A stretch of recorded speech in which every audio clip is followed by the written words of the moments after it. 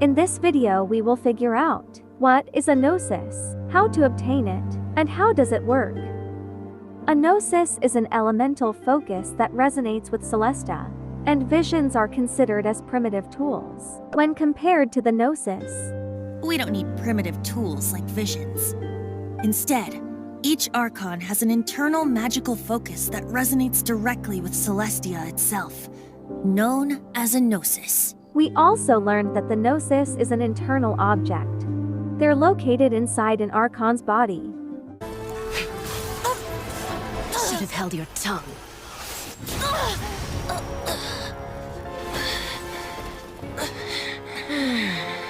So, this is a Gnosis. This should have been expected! Well then, I'll be taking Morax's Gnosis now! Huh? Heroism to yourself, boor. Do you even know how many times you've tried to take my Gnosis from me? We also know that the Shouki No Kami needed the Electro-Gnosis as a power supply. A body that capitalizes on the Balladeer's original construction as a mechanical puppet, with the Gnosis serving as a constant power supply. And in order for him to use the power of that Gnosis, he had to put it inside him.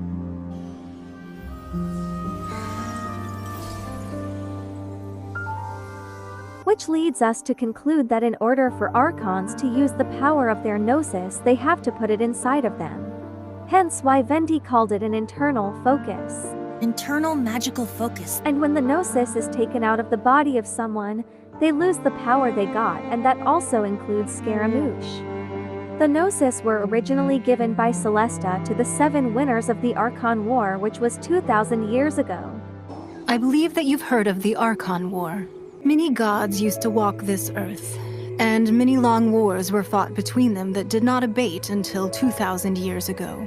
In the end, only 7 victors remained standing in Teyvat, and thus began the era of the 7.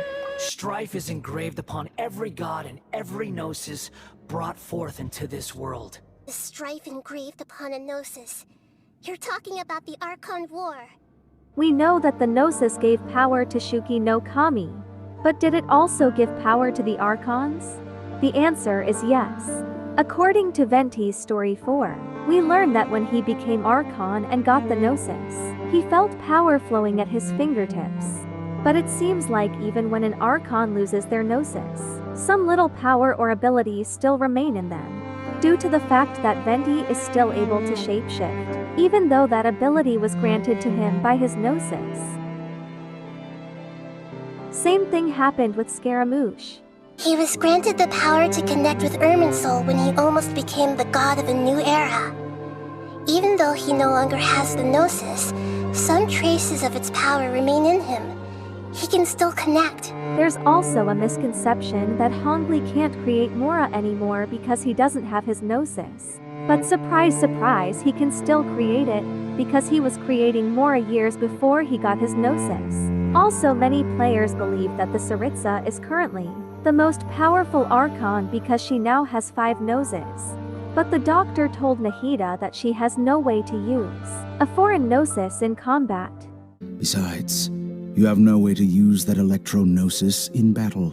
Which could mean that the Tsaritsa is incapable of using the power of the Gnosis of other Archons as her own power, and this case should apply to the other Archons as well.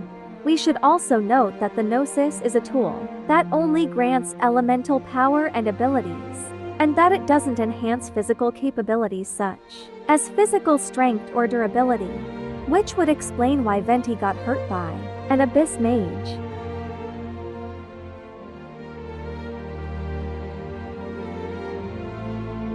While a human is capable of tanking a much bigger attack from the same enemy.